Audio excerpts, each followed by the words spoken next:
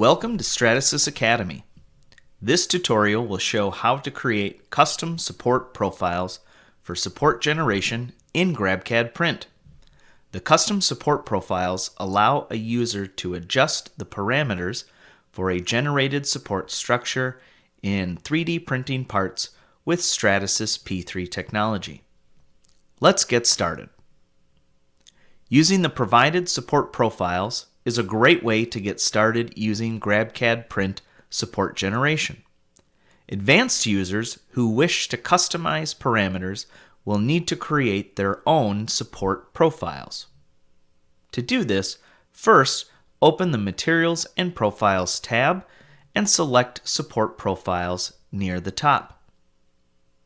When a profile is selected, the user can choose to share, copy, or set as default. Parameters of a Stratasys-owned profile cannot be modified.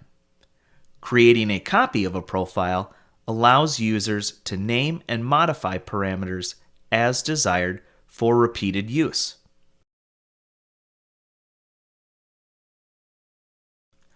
After parameter adjustments have been made, they can be saved to the profile.